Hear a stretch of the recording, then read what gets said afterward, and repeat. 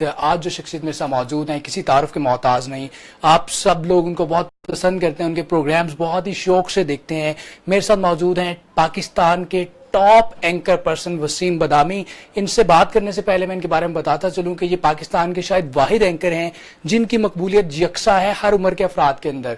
बच्चे, बूढ़े, मर्द, खवातीन, तमाम उम्र के लोग इनको बहुत ज्यादा पसंद करते हैं और इनके पास माशाल्लाह बहुत ही वैरायटी है। हरफन मौलाना, आइए से बात करते हैं। अस्सलाम वालेकुम। वालेकुम सलाम जी, खैरियत से हम? अल्लाह करम। वसीम भाई आप सुनाए, ठीक है? मैं ठीक हूँ। और किसी भी और बात से पहले एक तो आपका बहुत शुक्रिया for your kind words and मैं आपसे ऑन रिकॉर्ड इस बात पे अपोलोजाइज करना चाहता हूँ कि जो मैंने आपसे वक्त कमिट किया था मैं उस पर नहीं आ सका। और वो इसकी आप पता नहीं क्या सोच रहे हो कि बहुत कोई मगरूर आदमी है क्या?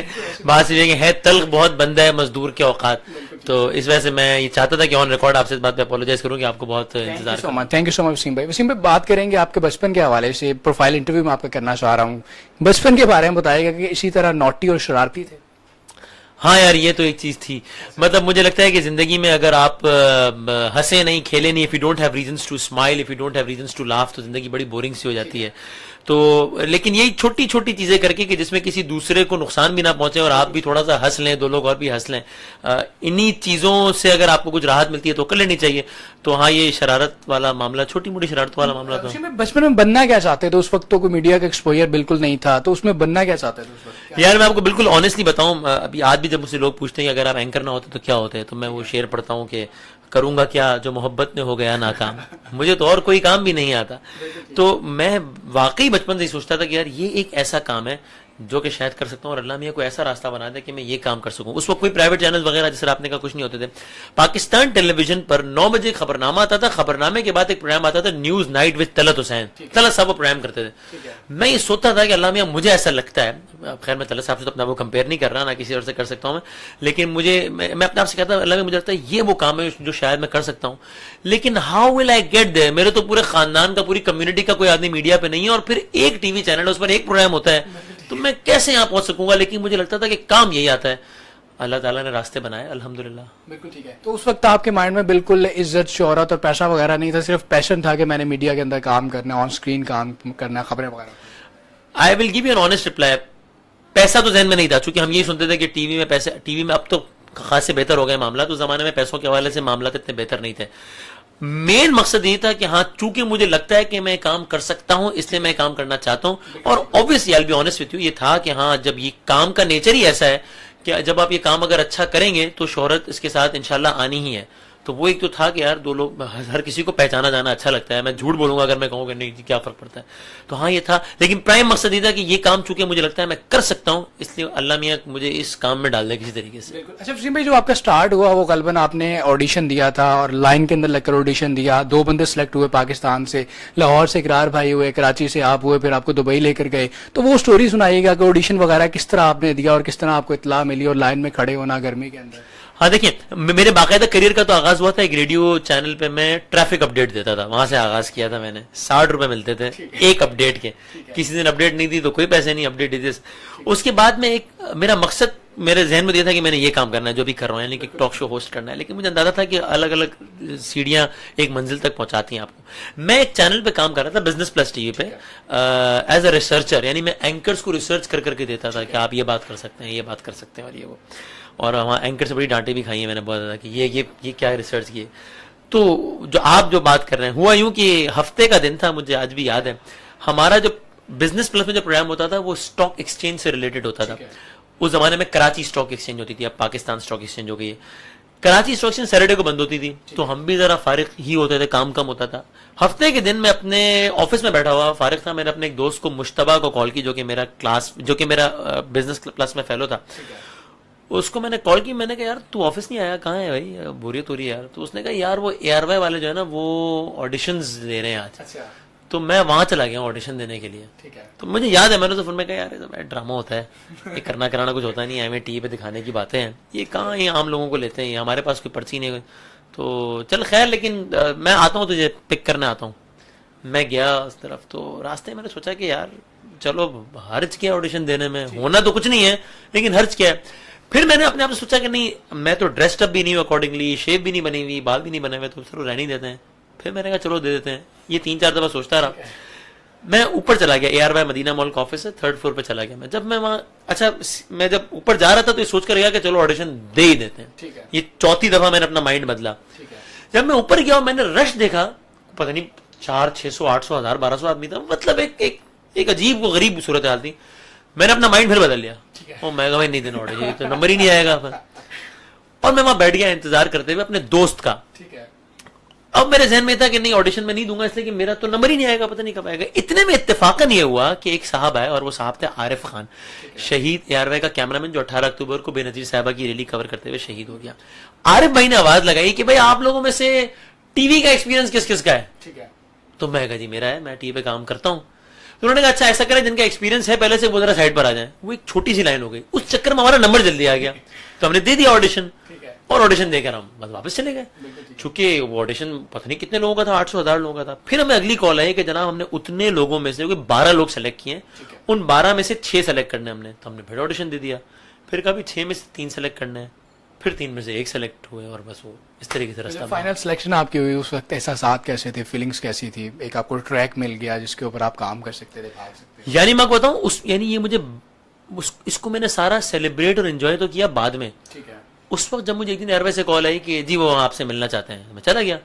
उन्होंने कहा जी आप क्या कर रहे हैं कराची में? मैं कहा मैं MBA कर रहा हूँ जी ज़ैबिस्ट से। तो उन्होंने कहा अब आप किस तरह पढ़ाई कंटिन्यू करेंगे? मैं कहा क्या मतलब, चूंकि मैंने बता चुका था कि मुझे कितना शौक है इसका। उन्होंने कहा इसलिए कि हम तो आपको ARY दुबई भेज रहे हैं न्यूज़ एंकरिंग के लिए, तो आप क्या करेंगे?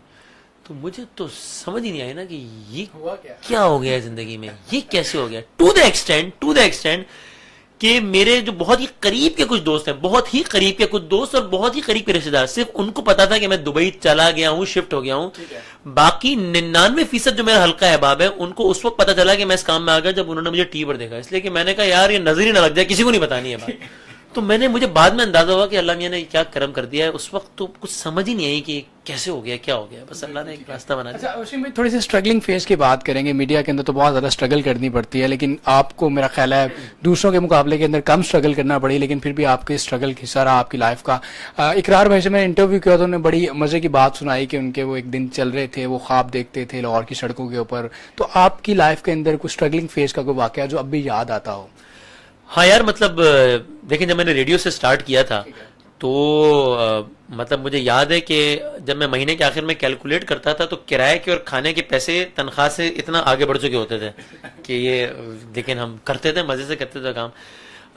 जब मैं बिजनेस प्लस में काम करता था तो चूंकि और मुझे बताने में कोई शर्म नहीं है, बल्कि मैं अपने जितना एहसानमंद हूँ अल्लाह ताला के बाद अपने वालिद साहब का, खास तौर पर इस हवाले से वालिद साहब का, कि वो फीस वगैरह इतनी होती थी कि वो उसकी तो पैसे वैसे तो हमारे पास नहीं होते थे, तो हमने इधर उधर से पैसे वैसे अरेंज करके हमने बस BBA कर लिया था। तो हम ये करते थे कि सुबह 9 बजे से लेके 6 बजे तक हम करते थे काम। यूनिवर्सिटी में हमने क्लासेस ली हुई थी शाम की, तो 9 से 6 तक काम पर जाते थे। काम पे कैसे जाते थे? टैक्सी और गाड़ी वाड़ी के तो पैसे होते नहीं थे, बस में जाते थे। बस मैं पकड़ता था खारदर से टावर से, कराची का बड़ा मशहूर बस स्टेशन है। टावर तक जब वो बस आती थी, मुझे याद है खान कोच जाती थी 2 तलवार तक, 2 तलवार पे ऑफिस था बिजनेस। टावर तक जब वो बस आती थी तो वो बस लिटरली इतनी क्राउडेड हो चुकी होती थी कि मैं एग्जैजरेट नहीं कर रहा हूं इसमें, 80% मरतबा ऐसा होता था कि मेरा एक पैर बस के अंदर होता था, एक पैर बस के बाहर होता था, क्योंकि बस इतनी भर चुकी होती थी। और जब मैं बस से उतरता था ऑफिस जाने के लिए तो मुझे वो स्मेल जो है ना लोगों से चिपक चिपक के जो है वो अपने अंदर फील हो रही होती थी। और मुझे ये कहने में कोई शर्म नहीं है कि कोई अच्छा ब्रांडेड परफ्यूम खरीदने के तो पैसे होते नहीं थे कि बंदा कुछ लगा के जरा। तो मैं पहले ऑफिस जाके ना, पहले मैं, मुझे कोशिश होती कि कभी कोई देख ना ले मुझे, मैं पहले वॉशरूम चला जाऊं और जरा अपना हुलिया ठीक कर लूं और उसके बाद जाऊं। 6 बजे हम दफ्तर से फारिग होते थे, सामने ज़ैबिस्ट था तो हम पैदल चल के जाते थे ज़ैबिस्ट। 6:30 बजे जो है वो हम क्लास लेते थे, 9:30 तक क्लास होती थी, 10 बजे क्लास खत्म होती थी, 10 बजे हम फिर ऑफिस आते थे, रिमेनिंग काम करते थे, 11 बजे घर जाते थे। ये शेड्यूल रहा। और उसके बाद फिर दुबई में भी बस इसी तरीके से स्ट्रगल थी। उस वक्त क्या फीलिंग्स होती थी जब बस के अंदर सवार होना और इतनी मुश्किलात थी, सब कुछ था, उस वक्त उम्मीद नजर आती थी कि यार एक ना एक दिन हालात बदल जाएंगे? हाँ यार, अच्छा एक तो ये कि वो शायद उम्र ही इतनी एक बेफिक्री वाली थी ना कि वो वक्त सोते नहीं था आगे क्या होना है, रोज का रोज जी लेते थे, अगले दिन का सोते थे खैर है। अच्छा फिर बहरहाल चूंकि अपनी मर्जी का काम मिल गया था, अब मतलब दुनिया में बहुत लकी होते हैं वो लोग। मैं अल्लाह ताला का कोशिश करता हूँ रोजाना शुक्र करूँ इस बात पे कि मेरा पैशन मेरा प्रोफेशन है। आपको इतनी बड़ी नेमत है कि यानी मैं भी दिन में 12 घंटे अगर काम कर रहा हूं तो मैं कर तो नौकरी रहा हूं लेकिन मैं एक्चुअली एंजॉय कर रहा हूं, चूंकि मेरा तो चूंकि अपने ही मतलब की नौकरी मिल गई थी तो उसको एंजॉय भी कर रहे होते थे। हाँ, दिल के किसी कोने में था कि यार हो जाएगा मामला सेट, कुछ ना कुछ काम ठीक हो जाएगा, वो बस अल्लाह ताला ने रास्ता बनाया। ठीक हो गया। अच्छा, आपने जो स्टार्ट किया वो न्यूज़ एंकरिंग से किया, फिर आप प्रोग्रामिंग की तरफ शिफ्ट हुए, तो न्यूज़ एंकरिंग का एक्सपीरियंस कैसा रहा? प्रोग्रामिंग की तरफ जब शिफ्ट हुए तो वो किस तरह आपको ऑफिस की तरफ से असाइन किया गया कि आप प्रोग्राम करें, या आपने खुद उसके लिए भी स्ट्रगल की? हाँ, न्यूज एंकरिंग तो बस जब मैं एयरवे पे पहले दिन एयरवे में गया, और मुझे था कि अभी तो टाइम है, जाहिर है थोड़ा प्रैक्टिस होगी, ये होगा वो होगा। वो हमारे न्यूज कास्टर साहब थे बड़े सीनियर, वो हमारा पहला दिन था, उनका आखिरी दिन था, वो कर गए रिजाइन। ठीक है। तो मुझे 11:15 बजे रात दुबई टाइम के मुताबिक, या 10:15 बजे, 1 घंटा पहले मुझे कहा गया कि तैयारी पकड़े, बुलेटिन करना है। ठीक है। मैं कहा सर आज तो पहला दिन है, खबरें पढ़ी नहीं जिंदगी में कभी, तो आज ही बुलेटिन रिकॉर्ड करेंगे और फिर उसको चला देंगे 11 बजे। मैं कहा नहीं बेटा, रिकॉर्ड नहीं करेंगे, लाइव करेंगे आज। वो हो गया, इस तरीके से शुरू हुआ, फिर न्यूज एंकरिंग चलती रही। ये क्रेडिट ARY को जाता है। मुझे लगता है कि इंडस्ट्री में जितना ARY ने, एक तो एक ARY को ये क्रेडिट जाता है कि इख्तिलाफ राय का हमेशा मौका देता है, मैं अपनी बात कर सकता हूँ, और ARY ने आई थिंक जितना यंग ब्लड को जितना आगे आने का चांस दिया है, शायद कम जगहों पर मौके मिलते हैं। न्यूज एंकरिंग से मौका किस तरह आया? जैस्मीन मंजूर साहब प्रोग्राम करती थी 11th आवर विद जैस्मीन मंजूर। तो सबसे पहले तो ये हुआ कि एक दिन मैं अपनी मॉर्निंग शिफ्ट कंप्लीट करके न्यूज रूम में बैठा हुआ था कि इतने में जैस्मीन साहबा के प्रोड्यूसर आए हमारे उस वक्त के डायरेक्टर न्यूज़ के पास, और उन्होंने कहा कि सर वो जैस्मीन साहबा की तबीयत ख़राब है तो वो आज शो नहीं कर सकेंगी, तो हम फलां से शो करवा लें। उन्होंने एक और नाम लिया, तो डायरेक्टर न्यूज़ साहब ने कहा कि उसकी तो शिफ्ट है तो वो कैसे करेगा इब्राहिम। तो मैं कहा सर वो जब चलेगा, मैं कहा सर मैं कर लूँ। उन्होंने कहा भाई तुम मॉर्निंग शिफ्ट का मतलब है सुबह 6 बजे आना और 3 बजे फारिग होना। उस वक्त बज रहे थे शाम के 5। उन्होंने कहा प्रोग्राम है रात के 11 बजे, खत्म होगा 12 बजे, कल सुबह तुम्हारी फिर 6 बजे शिफ्ट है, मैं कल सुबह की छुट्टी नहीं दूंगा। मैं कहा सर ना दें, तो कहना है अभी जाके फिर सर कर लूंगा मैं। वो पहला प्रोग्राम किया। कराची के हालात बड़े ख़राब थे उस वक्त। मुस्तफ़ा कमाल साहब का मैं इंटरव्यू मिल गया उस दिन, और वो एक बड़ा अच्छा हो गया था। ये पहली दफ़ा हुआ। एक दफ़ा फिर जैस्मीन साहब ट्रैवल कर रही थी, तो एक दफ़ा और ये मौका मिल गया। किसी वजह से जैस्मीन साहबा ने ARY छोड़ दिया, और शी वॉज वेरी काइंड कि उन्होंने अपने आखिरी प्रोग्राम में मेरा नाम लेकर कहा कि कल से ये प्रोग्राम होस्ट करेंगे। मुझे दफ्तर की तरफ से ये कहा गया था कि आप करें, फिलहाल तो करें, जब तक हमको नया एंकर नहीं ढूंढ लेते। बस वो दिन और आज के दिन हम 11th कर रहे हैं। बिल्कुल ठीक है। अच्छा, उसके बाद आपने मुख्तलिफ एक्सपीरियंस की, मतलब हर वक्त आप स्क्रीन के ऊपर नजर आते हैं, वो रमजान ट्रांसमिशन हो, वो क्रिकेट के हवाले से कोई ट्रांसमिशन हो या प्रोग्राम्स हो, तो वो कैसे एक्सपीरियंस रहा? पैथेटिक नहीं होता ज्यादा इतना काम करना कि ठीक है यार प्रोग्राम कर रहे हैं बस? यार एक तो ये वाकई कोई डायलॉग या कहने की बात नहीं है, जो लोगों की दुआएं फीडबैक होता है ना, वो इतना बड़ा फ्यूल होता है आपको कितना, यानी एक तरफ बहुत भारी अमाउंट हो मॉनेटरी टर्म्स में, पैसे हो, एक तरफ दुनिया की सारी लग्जरीज हो, और एक तरफ खाली वो लोगों का हौसला होना, तो वो हौसला इतना बड़ा फ्यूल होता है कि वो आपको मजीद थकने नहीं देता वो आपको। बाकी फिर अगेन खुद आपका पैशन होता है तो आप, और रमजान एक अलग ही माहौल में बस अल्लाह ताला चला रहा होता है। मैं हमेशा ही कहता हूँ कि मुझे अपने ऊपर हैरत होती है, मतलब एक 35 मिनट का प्रोग्राम होता है 11th आवर, अगर मुझे चाय का 1 कप और पानी का 1 गिलास ना मिले तो मैं नहीं कर सकता हूँ वो प्रोग्राम। किसी दिन चाय 2 मिनट लेट हो जाए तो क़यामत आ जाती है कि यार मैं कैसे करूंगा प्रोग्राम। रमजान में रोजे की हालत में कर रहे होते हैं, लगे हुए होते हैं, बस वो एक पैशन है, एक अजीब उसमें कैफियत में बस लगे हुए होते हैं, और हो जाता है हेक्टिक ऑफ कोर्स हो जाता है। खास तौर पर रमजान में एक मौका आता है, वो होता है कोई 12-14 रमजान, जब बैठ के सोचते हैं कि अच्छा अभी भी 16 दिन बाकी हैं तो ये कैसे होगा। लास्ट रमज़ान सबसे ज़्यादा टफ था, इसलिए कि जुनेद भाई के बगैर पहला रमज़ान था, और उसमें यह हुआ कि 5 या 6 रमज़ान को आवाज़ इतनी बैठ गई मेरी, इतनी बैठ गई कि मैंने इकरार साहब को फ़ोन कर दिया कि भाई, चूंकि वो सहरी के ट्रांसमिशन में आते थे, सॉरी वो इफ्तार में आते थे, सहर में नहीं आते थे, मैंने उनको रात 1-2 बजे फ़ोन कर दिया कि भाई आज आप सहरी के ट्रांसमिशन में आ जाइएगा, मुझे नहीं पता मैं कुछ बोल पाऊंगा या नहीं बोल पाऊंगा, गला फारिग हो गया, ख़त्म हो गया, लेकिन बस वो चल गया। तो बस अल्लाह ताला रास्ते आसान बना देता है। मैं फ्रैंकली मैं झूठ बोलूंगा अगर मैं आपसे कहूँ कि देखिए जी मैं ये तरकीब अपनाता हूँ, मैं ये करता हूँ, हम चलते रहते हैं फकीरों दरवेशों की तरह, अल्लाह ताला बस चलाता रहता है, जब तक उसने इज्जत रखनी है चलाता रहेगा। उसी में माशाल्लाह आपको आइडिया है कि आपकी फैन फॉलोइंग माशाल्लाह पूरे पाकिस्तान के अंदर, जब से आपने रमजान ट्रांसमिशन स्टार्ट की, क्रिकेट ट्रांसमिशन स्टार्ट की, उसके बाद तो आपको फीमेल्स हों, बच्चे हों, सभी बहुत पसंद करते हैं, बहुत प्यार करते हैं। बल्कि मुझे भी कुछ, मैंने कल बताया कुछ करीबी दोस्तों को, तो मुझे कुछ 6 वीडियोस मैसेज का पैगाम आया कि मेरे लिए पैगाम लीजिएगा, मेरे लिए पैगाम लीजिएगा। तो कैसा फील होता है? खुदा ताला का शुक्र अदा करते हैं किस तरह? यार देखें, एक तो अब आप ये कह भी रहे हैं तो मेरे अजीब रोंगटे खड़े हो रहे हैं, क्योंकि जब लोग इतने प्यार मोहब्बत देते हैं, बच्चे बूढ़े सब, तो एक बात का तो मुझे यकीन है कि भाई इतनी औकात है नहीं भाई हमारी, बड़ी साफ सी बात है। प्रोफेशनल हवाले से भी बड़े बड़े लोग पढ़े होंगे, हमें एक थोड़ा रास्ता मिल गया, एक प्लेटफॉर्म मिल गया, हमसे ज़्यादा काबिल लोग हैं यकीनन है। और ज़ाती हवाले से इंसान खुद जानता है कि वो कितना कितना गुनाहगार आदमी है, कितना नहीं है। मैं अपने आप को इस काबिल नहीं समझता, अल्लाह ताला ने तो बस, यानी कभी कभी ऐसी चीज़ होती हैं। मसलन मैं अभी हज पे गया हुआ था जब, तो मुझे एक खातून मिली और उन्होंने बहुत दुआएं दी और मैंने उनका बड़ा शुक्रिया अदा किया और मैंने उनसे कहा कि बस आप दुआओं में याद रखिएगा। तो उन्होंने तो सिर्फ एक बात ऐसी कह दी, मेरे लिए बात बहुत मायने रखती है। उन्होंने कहा देखें जी, मैं खाना काबा इस वक्त मेरे सामने है और मैं यहाँ पे झूठ नहीं बोलूँगी, मैंने आपसे झूठ बोल के क्या कहना है, क्या करना है। तो ये मैं अल्लाह को गवाह बना के कह रही हूँ कि मैं हर नमाज के बाद आपको नाम लेके दुआ में याद रखती हूँ। अब ये वो तोहफा है कि आप मतलब अब इसके बाद अब जाहिर है वो कोई क्यों झूठ बोलेगा, मतलब किसी ने क्या करना है, वो मेरी माँ की जगह है वो खातून, उनको मुझसे झूठ बोलने की क्या जरूरत है। अब वो खाने का वो गवाह बना के कह रही है, मैं उनको पता नहीं मुझे कौन है, वो नाम लेकर हर नमाज के बाद दुआ में याद रख रही है। छोटे छोटे बच्चे शान रमजान कर रहे होते हैं। तो भाई बस मैं तो बस इस पे अपने फैंस का हाथ जोड़ के, बल्कि मुझे फैंस का लफ्ज़ कहते हुए अजीब लगता है कि मुझे लगता है कि मैं कोई चीज़ हूँ और फैंस कोई चीज़, पर जो भी मद्दा है या कुछ भी उसके लिए लफ्ज़ इस्तेमाल कोई मुनासिब सा होना चाहिए। उनका शुक्रगुजार हूँ और अल्लाह ताला का बस हम्बल रहने के लिए क्या करते हैं? माशाल्लाह इतनी इज्जत शोहरत अल्हम्दुलिल्लाह हर घर के अंदर, हर शख्स आपको, पूरा पाकिस्तान जानता है, पूरी दुनिया जानता है, प्यार करती है। कभी कभार इंसान को ये एहसास होता है कि पता नहीं मैं क्या चीज़ बन गया हूँ। तो कौन से ऐसे तरीक़ाकार हैं जिससे आपको अपने आप को डाउन टू अर्थ रखते हैं और हम्बल रहने की कोशिश करते हैं? अपनी औकात में इंसान को रोज़ाना अपने आप को याद दिलानी चाहिए कि मैं कोशिश ज़रूर करता हूँ कि ये काम जितना ज़्यादा हो सके। उन्होंने बदामी साहब, आपकी औकात ये है कि अभी चलते हुए अगर कहीं राह चलते कि पैर स्लिप हो जाए और सर पर कोई ऐसी चोट आ जाए कि आप प्रेजेंटेबल ना रहें, तो कल से आप वसीम बदामी नहीं रहेंगे, मामला ख़त्म हो जाएगा। और ये मुमकिन नहीं हो सकता है। औकात ये है कि बस अभी चलते हुए जो मैं इतनी फर जबान बोल रहा हूँ, ये दिमाग चलना थोड़ा सा स्लो हो जाए तो बातों में वो असर नहीं रहेगा और आप वसीम बदामी नहीं रहेंगे।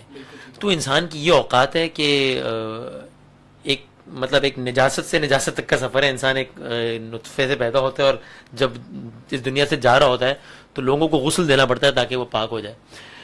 इसके बाद इंसान किस चीज़ पे इतरा है। और ये बात आपकी सही है, कभी कभी ऐसा होता है, हैव टू बी ऑनेस्ट, एक लम्हे के लिए ना कोई ख्याल आ जाता है कभी कभी कि ठीक, तो मैं उसके बाद बहुत माफ़ी मांगता हूँ अल्लाह से कि यार ये, और ये भी एक फैक्टर दूसरी जगह पे कि हर उरूज को जवाल है। भाई दुनिया में अल्लाह ताला और उसके वलियों और उसके पैगंबर के नामों के अलावा सदा नाम किसी का नहीं रहना। तो ये भी अपने आप को बताना पड़ता है कि वसीम बदामी साहब, यू आर नो एक्सेप्शन। आज आप हैं, कल हो सकता है कि कोई कुछ ना हो, किसका नाम हमेशा रहा है। इंसान जब बार बार ये बात अपने आप को याद दिलाता रहे ना, तो जरा आसान हो जाता है अपने दिमाग को और अपने आप को अपनी औकात में रखना जरा आसान हो जाता है। मासूमाना सा सवाल ये है कि रेटिंग के लिए कौन से हथकंडे इस्तेमाल करते हैं, टोटके इस्तेमाल करते हैं? एक प्रोग्राम एंकर के लिए तो रेटिंग उसकी सांस या जान कह लें होता है, तो आप क्या करते हैं? हाँ, ये बड़ा अब जर्नलिज्म में जो कुछ अब नई चीजें आ गई हैं, उसके बाद रेटिंग के तकाजे पूरे करने के लिए कुछ तो ऐसी चीजें करनी पड़ती हैं जो कि मैं तय हूं कि मैं नहीं कर सकता यार। तो नहीं आती तो यार ना है भाई, ये कुछ तो चीजें ऐसी हैं कि मैं नहीं यार ये नहीं कर सकता। मैं किसी पे तनकीद कर सकता हूँ, मैं किसी को नहीं कहता ओए शर्म करो, ओ बेगैरत, ओए तुम्हें शर्म नहीं आती, तुम्हारे बाप का माल नहीं, यार ये मैं नहीं कर सकता है। यानी ये मैं अपनी कमजोरी का एतराफ कर रहा हूँ भाई, कि मैं किसी से अगर सियासी हवाले से नफरत भी करता हूँ तो मैं ये जुमले नहीं बोलूंगा। मुझे पता है कि जब आप ये जुमले बोलते हैं तो रेटिंग आती है, लोग पसंद करते हैं, लोग कहते हैं यार वाह वाह वाह क्या बात। तो कुछ तो चीजें मैंने तय कर ली है कि भाई ये तो मैं काम नहीं कर सकता, अब ठीक है यार, इसकी जो प्राइस पे करनी पड़ेगी तो कर देंगे। तो ये हाँ, कुछ तकाजे हैं रेटिंग के जिसको आप, जो कि आपको कोशिश करनी चाहिए कि आपको अपने प्रोग्राम को इंटरेस्टिंग किस तरह बनाना है, बोरिंग किस तरह नहीं होने देना, टॉपिक किस तरह इंटरेस्टिंग रखने हैं, किस तरीके से रेलेवेंट टॉपिक्स रखने हैं। ये सारी चीज़ें हम कोशिश करते हैं। गेस्ट कौन से होने चाहिए, कौन से नहीं होने चाहिए, सवाल प्रेजेंट करने का अंदाज क्या होना चाहिए, वो सारी चीज़ें हम कोशिश करते हैं। रेटिंग के तकाजे पूरे करने के लिए सब कुछ करना ठीक है, आपको अपने अंदर से पता होता है कि ये मैं कहाँ डंडी मार रहा हूँ। चीज़ों को मिर्च मसाला बनाने के लिए, थोड़ा सा इंटरेस्टिंग करने के लिए 19-20 ठीक है, डंडी मारना ठीक नहीं है भाई, वो मेरा ख्याल बदयानती के जुमरे में आता है। बिल्कुल ठीक है। वसीम भाई, न्यूज़ एंकरिंग कर ली, प्रोग्राम होस्ट कर लिया, रमज़ान ट्रांसमिशन कर ली, क्रिकेट ट्रांसमिशन कर ली, सब कुछ कर लिया, कौन सी ऐसी चीज बाकी है जिसकी अब भी दिल में तमन्ना है अपने करियर के हवाले से, प्रोफेशन के हवाले ये देखिए, इसका बड़ा अजीब सा जवाब दूंगा, लेकिन सच्चा जवाब वही है भाई। मुझसे जब इंटरव्यू में लोग पूछते हैं ना, आज से 10 साल बाद अपने आपको कहाँ देखते हैं, मैं कहता था यार पता नहीं, बस चल रहे हैं, पता नहीं। तब नहीं पता था कि कभी जिंदगी में रमजान ट्रांसमिशन भी करेंगे, क्रिकेट भी करेंगे, बिजनेस ट्रांसमिशन में कुछ नहीं पता यार। I have to be honest, मैं ये नहीं कह रहा कि कोई बड़ी अच्छी स्ट्रेटेजी है मेरी, लेकिन बस चल रहा है काम, तो पता नहीं, बस देखें क्या होता है। लेकिन जिस तरह उस दौर के अंदर आप कहते हैं कि मैं पीटीवी के ऊपर देखता, 9 के बुलेटिन के बाद तलत सर पर प्रोग्राम होता, दिल में एक तमन्ना थी कि शायद कभी इस जगह पर पहुंचे, तो आज कुछ प्लानिंग है कि ये करना है, या स्लॉट बेहतर करनी है, या प्रोग्राम का फॉर्मेट बेहतर करना है, या न्यूज शो का, मतलब मैं इस तरह का पूछ रहा हूं। हाँ, ये जरूर है कि अब जिन जिन जगहों पर एक जगह बना दी अल्लाह ताला ने, अब उसमें अपने आप को बहुत, चूंकि बेहतरी की गुंजाइश तो हमेशा रहती है, तो बहुत बहुत बहुत बहुत बेहतर करना है। इस वक्त जिंदगी का सुबह शाम रात मकसद यही होता है कि टेलीविजन के हवाले से, जो कि आपने सवाल पूछा है, तो बाकी हवालों से अलग है कि अपनी जितनी भी प्रोडक्ट्स हैं, चाहे वो 11th आ रहा है, वो शान रमजान है, वो हर लम्हा प्रोड्यूस, में किस तरह मेहनत ज्यादा से ज्यादा करके उन प्रोडक्ट्स को ज्यादा बेहतर करना है। उसी में पैशन लेवल वही है जो उस दिन था स्टार्ट के अंदर, अभी भी वही पैशन लेवल है, या अभी थोड़ा सा रिलैक्स है कि यार खैर है बहुत कुछ 100% पैशन लेवल वही है। पैशन, ये काम इंसानों का नहीं है, पागलों का काम है। पैशन लेवल कम हो जाएगा, नजर आना शुरू हो जाता है, आपके चेहरे पर नजर आना शुरू हो जाता है। तो पैशन लेवल तो वही है, पैशन लेवल वही है, बिल्कुल वही है। यानी मैं आज भी, मैं अखबार पढ़ने में लुत्फ महसूस करता हूँ। मैं टॉक शोज रात में जब मैं घर पे रिपीट में देख रहा होता हूँ, और कभी कभी मेरे कोई दोस्त वगैरह साथ होते हैं, तो वो कहते हैं यार पागल हो गया, इलाज करवाओ अपना यार, इतने इंटरेस्ट है टॉक शोज किस तरह से, मजा आता है। रमजान की ट्रांसमिशन अपनी करने में भी, दूसरों की देखने में भी, नाते सुनने में लुत्फ लेता हूँ। पैशन लेवल तो वही है, वो होना भी चाहिए। अभी अपने टॉक शोज का जिक्र किया, तो वो कौन से आपके एंकर हैं जिनका शो आप पसंद करते हैं देखना, अपने अलावा कौन से वो एंकर हैं जिनको अगर टाइम मिले तो कहते हैं इसका शो देखना? यार टॉक शोज में मैं काशिफ अब्बासी साहब, वो जिस तरीके से डिबेट को आगे लेके चलते हैं, उसको बोरिंग नहीं होने देते हैं, इंटरेस्टिंग रखते हैं, मैं उनके इस अंदाज का बड़ा फैन हूँ। और न्यूज शो में हमारा भाई है खानजादा, शादिब खानजादा, मैं अच्छे सवालात और अच्छे प्रोग्राम्स करते हैं। बिल्कुल ठीक है। अच्छा वसीम भाई, बिल्कुल एंड के अंदर 2-3 सवालात करूंगा, उसके बाद फिर आपसे इजाजत चाहूंगा। ये जानना चाहता हूँ कि जब काम से हटकर एक्टिविटीज क्या होती हैं, माशाल्लाह फील्ड के अंदर तो आपके दोस्त हैं बहुत अच्छे, इकरार भाई, उसके अलावा हमारे भी कुछ दोस्त हैं, राजा मतलूब साहब आपके बहुत अच्छे दोस्त हैं, तो एक्टिविटीज क्या होती हैं काम से हटकर जब थोड़ा सा टाइम मिलता है? बस काम से हटकर एक तो कोशिश करते हैं थोड़ा बहुत जो अपने ऊपर तवज्जो दे सकें, चूंकि यानी कि एक्सरसाइज की सूरत में ज्यादा नहीं हो पाता है, लेकिन जितना हो सके, चूंकि रूटीन इस तरह का है, रातें जागना, टेंशन हर वक्त दिमाग चल रहा है, कि उससे जाहिर सेहत मुतासिर होती है। तो कोशिश करते हैं उसको थोड़ा बहुत जितना 5% कॉम्पनसेट हो सके वो कर लें। तफरी क्या है जिंदगी में? तफरी बस यही जो जिंदगी में जो कुछ गिने चुने दोस्त हैं, उनके साथ बैठ के हंसना खेलना, इधर उधर की बातें करना, सबसे ज्यादा मैं लुत्फ जिंदगी में ऐसी चीज का लेता हूँ। इकरार भाई के साथ वक्त कैसा गुजरता? इकरार भाई के साथ वक्त कुछ जिंदगी की मेरी जो कुछ बेहतरीन यादें हैं या बेहतरीन सफर हैं, वो इकरारुल हसन साहब के साथ है। और जाहिर है जब आपका एक ताल्लुक होता है तो उसमें जब दो भाई भी होते हैं, जब एक घर के एक छत के नीचे रह रहे हो तो उसमें भी आपको कभी शिकवा होता है, कभी नाराजगियां, वो सब चलता रहता है।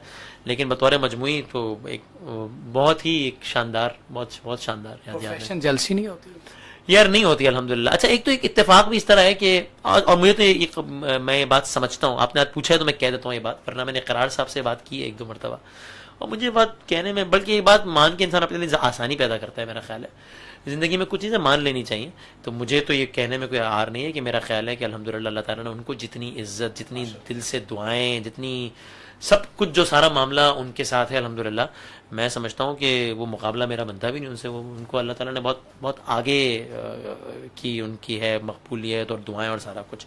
तो जो जेलिसी से बंदा उससे करे, जैसे आपको लगे कि यार बस हम यहाँ हैं, मैं इससे आगे निकल जाऊँ, मुझे लगता है बहुत आगे, एंड आई मीन इट, मुझे लगता है बहुत आगे हैं इस मामले में मुझसे। और बाकी भी नहीं भी, फिर हमारा वक्त काम का नेचर ही अलग अलग है। मेरा हार्ड कोर पॉलिटिकल, रिलीजियस और स्पोर्ट्स वगैरह के प्रोग्राम, उनका सोशल और ये स्टिंग ऑपरेशन और इस तरह का, तो वो वैसे ही 2 अलग अलग चीजें, तो नहीं ठीक है मामला काम। लेकिन मैं आपको एक बात बताता चलूंगा, माशाल्लाह आपकी मकबूलियत का भी लेवल जो बिल्कुल इकरार भाई के पास है। मेरे नजदीक अगर मैं आपको लिटरली बताऊं कि अगर पाकिस्तान के अंदर कोई मकबूल तरीन एंकर है जिनको लोग प्यार करते हैं, इज्जत करते हैं, और वो आप 2 बंदे हैं। और दोनों का ताल्लुक ARY से, और एक माशाल्लाह आपकी जोड़ी है। मैं आपको बार बार कह रहा हूँ लिटरली कि मैं आपको बता नहीं सकता, लोग इतना ज्यादा वैसे कोलोफेल के अंदर तजाद नजर आता है कि यार ये बंदा स्क्रीन के ऊपर कुछ और है लेकिन पर्सनल लाइफ के अंदर जब मिलता है कुछ और है।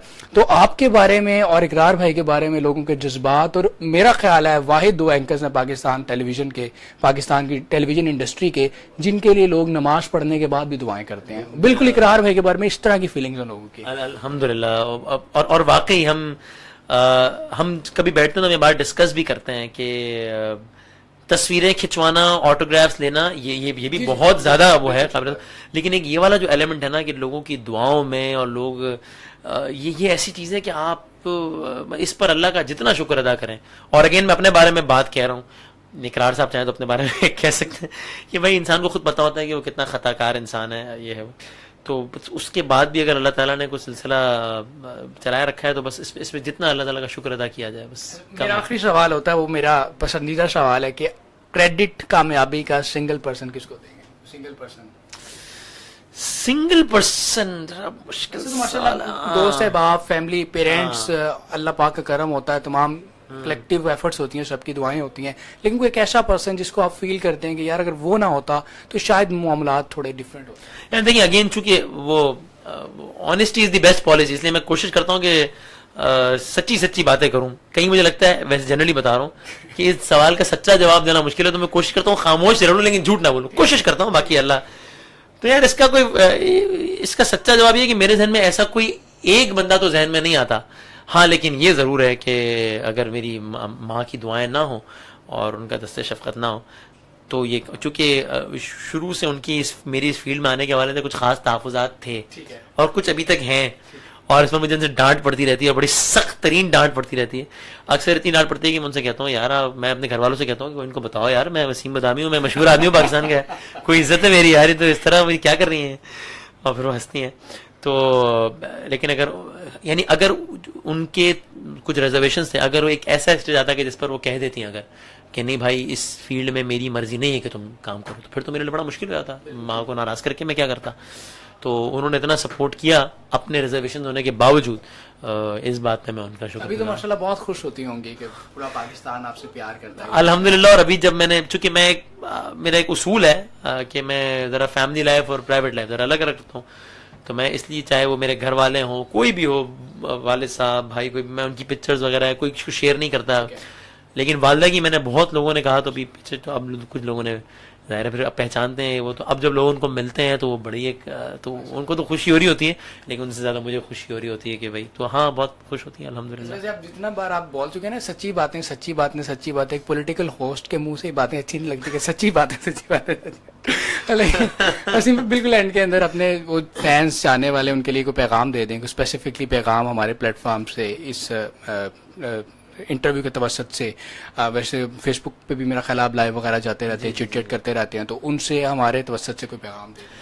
हाँ, एक तो मैं हमेशा ये बात कहता हूँ कि हम लोग किसी भी हवाले से तनकीद करना, किसी पे पिन पॉइंट करना, वो बिल्कुल ठीक है, हमारा हक है, लेकिन मेरा ख्याल है मैं सबसे पहले अपने आप को इंक्लूड कर रहा हूँ इसमें कि हम लोग अपना किरदार अदा नहीं करते, दूसरों के किरदारों पे तनकीद करते रहते हैं। वो है ना, शिकवा जुल्मत शब से तो कहीं बेहतर था अपने हिस्से की कोई शम्मा जलाते जाते। और दूसरी एक बात है, ये अब चूंकि आजकल में मैं एक तजुर्बे से गुजरा हूँ, आजकल में कह लें या रिसेंटली, तो इसलिए एक बात है जो कि मैंने अपने हवाले से सीखी है, तो मैं लोगों से भी बात शेयर करना चाहता हूँ। मैसेज तो मैं क्या दूंगा जी, आप लोग मुझसे ज्यादा, कि हम लोग, मुझे लगता है टाइम हम बड़े जजमेंटल लोग हैं। हम किसी के एक दो एक्शंस पर किसी की शख्सियत के बारे में तासुर कायम कर लेते हैं।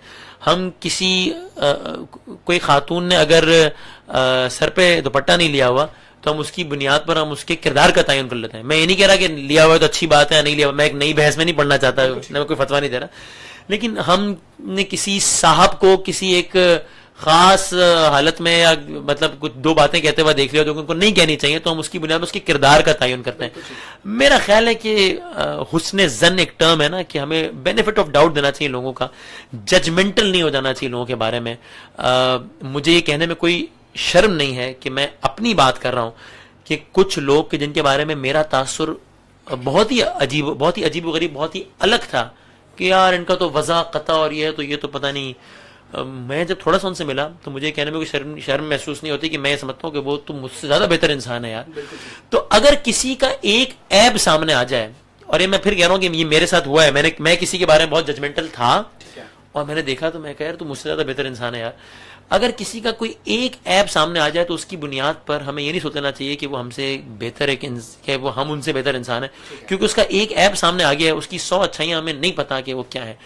आप यकीन मानिए ऐसे ऐसे लोग हमारे प्रोग्राम में, मैं नाम नहीं लेता, एक खातून पॉलिटिशियन है जो कि बहुत बाकायदगी से आती थी और उन्होंने मुझे बताया एक दफा, लाहौर से इस्लामाबाद ट्रैवल बहुत ज्यादा रहता है, तो उन्होंने मुझे बताया कि उनका एक रूटीन है कि भाई वो इस्लामाबाद से लाहौर जब भी ट्रैवल करती हैं तो जेब उनके वो पर्स में कुरान पाक होता था और वो सारा रास्ता उसकी तिलावत करती रहती थी। अब एक छोटी सी बात है, मैंने अपने आप से पूछा कि यार मैं तो 100 दफा ट्रैवल कर चुका हूँ, मुझे तो तौफीक आज तक नहीं हुई। हम बहुत छोटी छोटी बातों में लोगों को जज कर लेते हैं, आई थिंक वो नहीं करना चाहिए। ये मेरा अपना ओपिनियन है। बहुत बहुत शुक्रिया वसीम भाई। मेरे साथ मौजूद है वसीम बदामी साहब, पाकिस्तान के मकबूल तरीन एंकर्स हैं। अगर बात की जाए पाकिस्तान के टॉप एंकर्स की तो उनमें इनका शुमार होता है। लिटरली मैं जिस चीज़ का विटनेस हूँ, पाकिस्तान के अंदर अगर पब्लिक फिगर या सेलिब्रिटी का स्टेटस दिया जाए एंकर्स को तो उनमें वसीम भाई, इकरार भाई, शाहजेब खानजादा, हामिद मीर, मेरा ख्याल है 4-5 नाम होंगे जिनकी फॉलोइंग बहुत ही ज़्यादा है। लेकिन सबसे बड़ी बात वसीम भाई के बारे में, इकरार भाई के बारे में, कि जितने बड़े और उम्दा एंकर हैं उतने ही बड़े ये इंसान हैं। मैं बहुत मुश्किल हो जाता है कि इस लेवल के ऊपर फैन फॉलोइंग होना, इज्जत होना, शोहरत होना, पैसा होना, सब कुछ होना और उसके बावजूद अपने आप को इतना हम्बल रखना और लोगों से प्यार से ट्रीट करना और डाउन टू अर्थ रहना बड़ा मुश्किल हो जाता है। तो आपके लिए वसीम भाई नेक तमन्नाएं, नेक ख्वाहिशात कि आप मजीद कामयाबियां समेटते चले जाएं और लोगों से प्यार करते चले जाएं। इसी के साथ आखिरी गुजारिश ये लोगों से कर रहे हैं जो कि बस आप प्लीज, बस ये 10 बस तक गुजारिश है कि नाम लेकर मुझे बस अपनी दुआओं में आप लोग याद रखते हैं और बस इस सिलसिले को प्लीज जारी रखिएगा। दुआओं में जरूर जरूर दुनिया में जहनी सुकून और जो हमेशा की जिंदगी आखिरत में उसमें आफियत हो, इसकी दुआ बस जरूर कीजिएगा, गुजारिश है। इसी के साथ अपने मेजबान नबी रशीद को इजाजत दीजिए। इंशाल्लाह आपसे फिर मुलाकात होगी। अल्लाह हाफिज।